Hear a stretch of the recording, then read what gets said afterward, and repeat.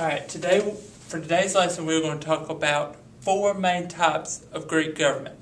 Whether you're talking about Corinth, Athens, Sparta, Thelba, whatever Greek city-state you are talking about, each of them had its own type of government. The four main governments that you would see if you went to an ancient Greek city-state today were either monarchy, oligarchy, tyranny, or democracy. Now, over the next few minutes, we're going to talk about each one. We're going to start with monarchy, then we're going to go to oligarchy, then we're going to go to tyranny, then we're going to go to democracy. The first one that we're going to talk about today is monarchy. Monarchy comes from two Greek words, monos, which means one, and archon, which means leader. The power is hereditary, which basically means that the power passes from parent to child.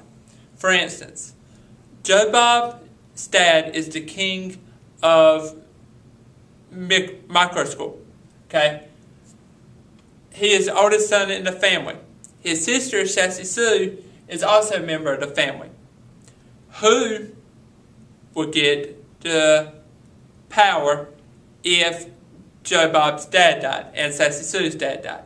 Who would get the power in that family? You know the answer to it.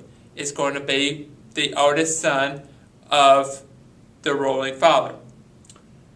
That's monarchy. It's a power is hereditary. Power passes from parent to child, usually a king or a queen, and that is monarchy.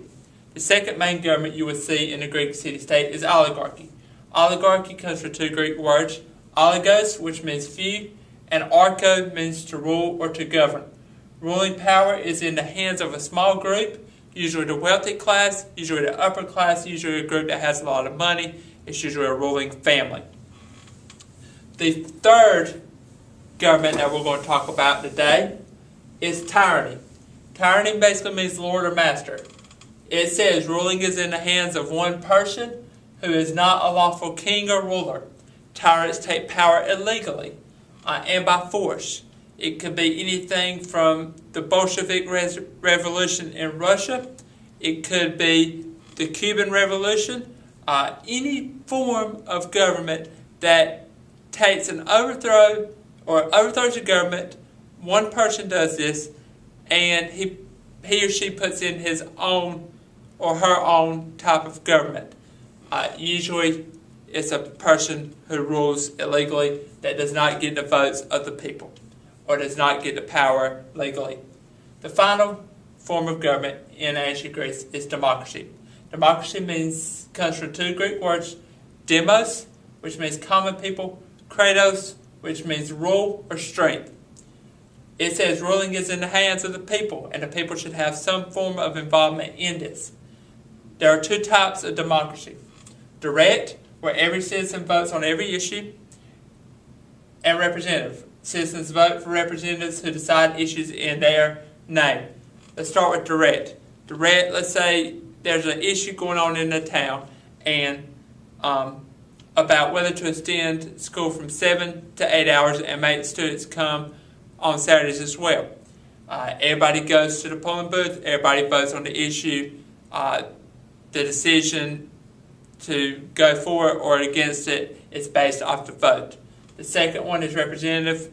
Basically what would happen is you would vote for a person who takes your ideas and your concerns and takes them specifically in North Carolina to Raleigh and in the nation to Washington, D.C. and tries to address them in the state as a whole.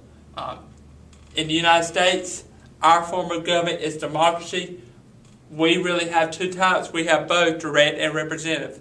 At the more local level, it's direct, and at the more state and national level and locally, it's representative. Now, I've seen direct and representative on the same ticket just this past year. So next time you go to the polling booth with your parents, hopefully, you look and see, do we have direct and do we have representative? This ends our type of government lecture for today.